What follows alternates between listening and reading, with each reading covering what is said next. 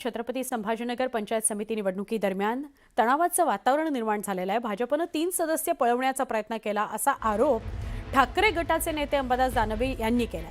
या आरोपानंतर पंचायत समिती परिसरात भाजप गट आणि ठाकरे गट आमने-सामने आले। संतप्त झालेल्या अंबादास दानवे यांनी भाजप सदस्याची कॉलरच पकडली। यावेळी दोन्ही पक्षाच्या कार्यकर्त्यांमध्ये बाचाबाची झाली, धक्काबुक्की झाली, त्यामुळे काही काळ परिसर तणावपूर्ण झाला होता। ही दृश्य आहेत पंचायत समिती परिसराची। पंचायत समिती परिसरामध्येच अंबादास दानवे यांनी सदस्यांची म्हणजे भाजपच्या सदस्यांची कॉलर पकडली आणि मग त्याने जो काही राडा सुरू झाला तो आपण दृश्यांमध्ये बघतो। आमचे प्रतिनिधी अविनाश कानडजे यांना अधिक विचारूया। अविनाश, काय परिस्थिती आहे आत्ताची, काय अपडेट आहे?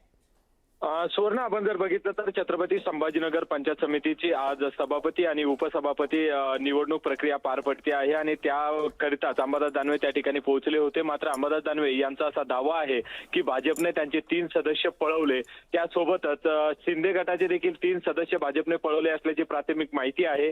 त्यावरून हा संपूर्ण राडा त्या ठिकाणी आपल्याला पाहायला मिळाला। मात्र ज्यावेळेस अंबादास दानवे त्या ठिकाणी पोहोचले त्यावेळी काही भाजपचे सदस्य देखील त्या ठिकाणी होते।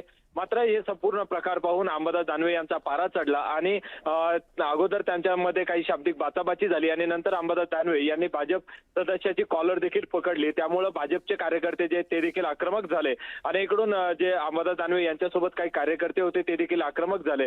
त्यामुळे एकूणच पंचायत समितीच्या आवारामध्ये मोठा राडा पाहायला मिळाला, एकमेकांमध्ये शाब्दिक बाचाबाची पाहायला मिळाली। मात्र पोलीस प्रशासन असेल आणि इतर काही अधिकारी त्या ठिकाणी होते, त्यांनी दोघांमध्ये मध्यस्थी करत दोघांनाही बाजूला करण्याचा प्रयत्न केला। मात्र तणावपूर्ण शांतता आता या पंचायत समितीच्या आवारात आपल्याला पाहायला मिळते। जोपर्यंत आता सभापती आणि उपसभापतीची निवडणूक प्रक्रिया पार पडत नाही तोपर्यंत या ठिकाणी तणावपूर्ण शांतता असणार आहे। मात्र अजून कुठले कुठले आरोप या ठिकाणी होत आहेत आणि भाजपने खरंच हे सदस्य पळवलेत का, हे निवडणुकी अंतीच संपूर्ण चित्र स्पष्ट होईल।